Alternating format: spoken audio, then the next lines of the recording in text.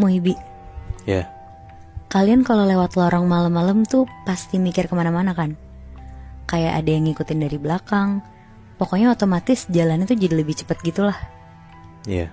Nah, gue pengen cerita tentang orang yang lewatin lorong rumah sakit malam-malam dan sendirian. Jadi kita sebut aja namanya tuh Fauzan. Fauzan ini umur 18 tahun dan harus jagain kakeknya di rumah sakit karena lagi opname. Lokasi rumah sakitnya ini tuh di Jakarta dan kejadiannya sekitar tahun 2017. Pokoknya di saat kakeknya dirawat tuh, om, tante, bahkan bapak ibunya Fauzan gak bisa jaga malam buat kakeknya. Jadinya terpaksa si Fauzan tuh yang harus jaga shift malam. Dan keluarganya gantian, jadi pagi ke sore. Hari pertama kakeknya opname, Fauzan bantuin keluarganya untuk ngurusin administrasi sampai kamar kakeknya nanti. Untungnya kakek tuh dapat kamar yang berdua dan kosong tuh sebelahnya si kakek. Jadi Fauzan kalau nginep tuh bisa tidur-tiduran di kasur sebelah. Dia sih mikirnya kayak gitu. Cuma malamnya pas keluarganya udah pada pulang, kasur sebelah kakek tuh keisi sama pasien nenek-nenek yang sakit keras gitu Muhibi. Ya. Sekitar jam 10 pas Fauzan mau nyoba tidur pun, kasur sebelah si nenek ini tuh berisik banget, batuk-batuk terus gitu Muhibi, gak berhenti-berhenti. Di situ Fauzan resah banget gak bisa tidur dan kakeknya ya juga jadi keganggu kan. Posisinya karena bingung banget, Fauzan akhirnya keluar lah. Dia mau nyari suster untuk nanya apa bisa pindah kamar karena kakeknya tuh gak bisa tidur. Oke, terus? Tapi pas Fauzan keluar kamar, satu lorong tuh kosong Bi. Bahkan dia lihat ke meja suster aja gak ada orang. Akhirnya dia berusaha tuh nyari-nyari suster. Dia jalan terus nyusurin lorong rumah sakit. Dan pas dia sampai ke depan lift, ya udah tuh si Fauzan mencet tombol turun ke bawah buat nyari suster. Karena si Fauzan kan posisinya di lantai 3. Jadi liftnya kebuka dulu tuh di lantai 2. Oke. Dan karena males akhirnya Fauzan turun tuh di lantai 2 buat nyari si suster. Masuklah dia ke pintu rawat inap gitu. Jadi kalau di rumah sakit kan biasanya kayak ada pintu gitu kan, yang kalau dibuka tuh isinya lorong. Terus kanan kiri tuh ada beberapa kamar dan ada satu meja suster yang di tengah-tengah. Nah niatnya Fauzan tuh mau nyari suster lain di situ. Masuklah dia ke pintu itu. Tapi anehnya pas dia masuk dan lagi setengah jalan ke mejanya, tiba-tiba lampu satu lorong tuh mati Bi. Bingung banget tuh si Fauzan di situ. Berusaha lah dia tetap jalan dan nyalain flash HP. Pokoknya dia berusaha stay cool lah di situ. Pas udah mau sampai, di situ tuh ada suara yang kayak manggil Fauzan dari belakang. Suaranya tuh mirip banget sama suara kakeknya si Fauzan. Tapi yang aneh, suaranya itu tuh datang dari salah satu kamar di lorong lantai itu. Pas Fauzan mulai deketin kamar itu, suaranya tuh hilang dan lampu di lorong itu tuh nyala semua lagi. Karena panik dan takut tiba-tiba kejadian sesuatu sama kakeknya, si Fauzan ini akhirnya milih buat naik ke atas dulu. Terus pas sampai di atas, ternyata kakeknya Fauzan tuh alhamdulillahnya baik-baik aja. Tapi masih kebangun dan susah buat tidur karena si pasien sebelahnya ini tuh masih berisik. Akhirnya si Fauzan turun lagi buat nyari suster. Karena di lantainya dia tuh masih belum ada suster tuh, di meja susternya. Nah pas Fauzan turun ke bawah lewat lift lagi, dan pas dia nunggu liftnya tuh lama banget lah liftnya kebuka. Ada kali kira-kira 15 menit dia nunggu lift kebuka. Terus pas Fauzan udah mau turun lewat tangga karena nunggu lift kelamaan, tiba-tiba si liftnya tuh kebuka. Langsung turun lah si Fauzan lewat lift. Nah pas di lift, tiba-tiba harus berhenti lagi di lantai 2 karena mikirnya gak mau kelamaan kan.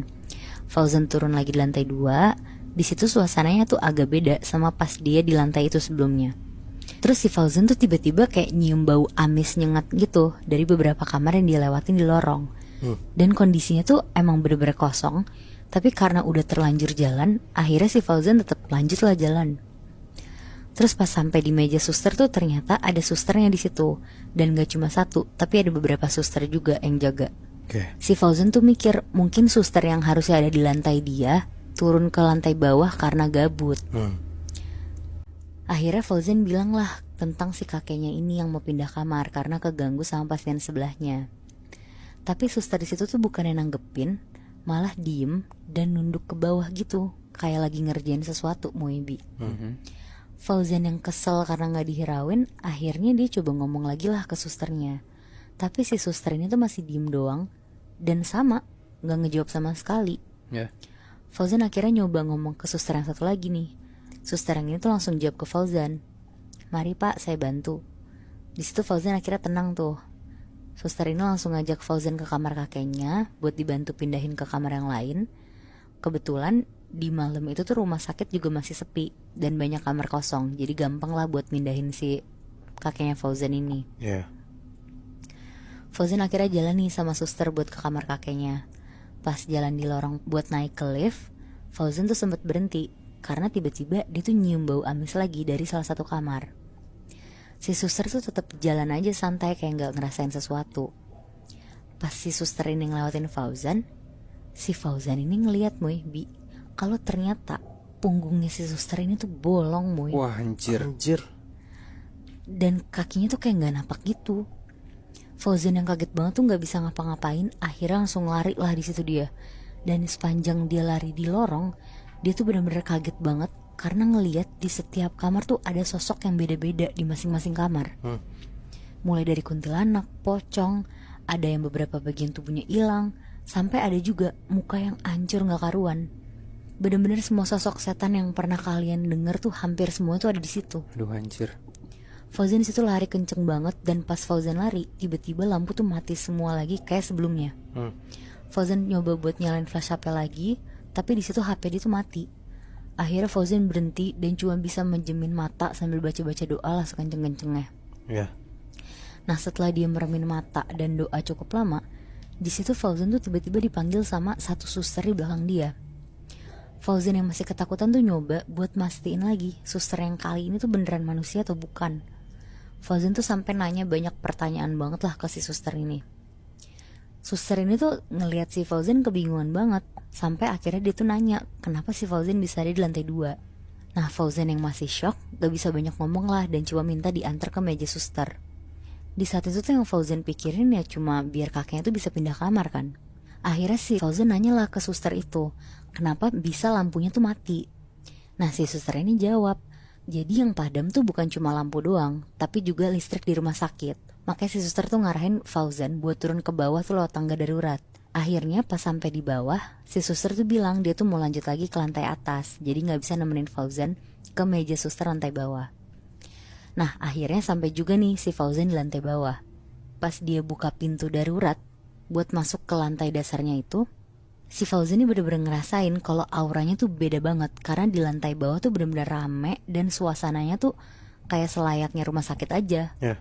Pokoknya dia tuh ngerasa beda banget deh sama lantai sebelumnya. Fauzan disitu buru-buru langsung samperin meja suster di lantai itu. Dia langsung nanya itu kenapa lantai 2 tuh kok suasananya kosong banget, terus lampunya mati semua. Nah suster di lantai 1 itu tuh bingung, bahkan sampai nanya lah ke suster lain. Terus si Fauzan yang ikutan bingung tuh akhirnya nanya lagi ke susternya, kenapa lantai 2 bisa kayak gitu. Akhirnya si susternya tuh bilang kalau lantai 2 ini tuh sebenarnya gak ada Bi. Anjing. Di rumah sakit ini tuh emang tadinya ada lantai 2, tapi udah bertahun-tahun lantai ini tuh ditutup karena pernah ada kejadian bunuh diri massal di beberapa kamar yang ada di lantai itu. Anjing. Salah satu suster juga bilang kalau salah satu penyebab mereka bisa sampai bunuh diri itu karena emang kekuatan roh jahat yang ada di lantai itu tuh emang kuat banget. Wah anjir. Tapi yang bisa jadi pertanyaan itu tuh kenapa si Fauzan bisa sampai ke lantai 2 itu, padahal semua orang di rumah sakit yakin pintu itu tuh udah ditutup dari lama. Iya anjir. Berarti kasaran dia tuh kayak disasarin atau masuk ke dunia lain dong Nat ya? Iya bener Muy. Kok bisa ya? Apa jangan-jangan dia masuk ke situ gara-gara yang tadi lu bilang Nat? Ada pengaruh roh-roh jahat itu loh. Iya yang kuat banget itu kan pengaruhnya. Dari cerita lu berdua, yang gue tangkap ya Bi, Nat, semua tuh terjadi di saat kondisi yang gelap. Lo mikir gak? Apa ternyata dimanapun kita berada, dalam keadaan gelap dan gak ada cahaya sama sekali tuh sebenarnya di sebelah kita tuh ada setannya. Bisa jadi sih. Cuma bahkan lebih dari itu ya Muy. Kalau gue lagi di keadaan gelap, agak-agak parno sih. Kalau lu gitu juga gak?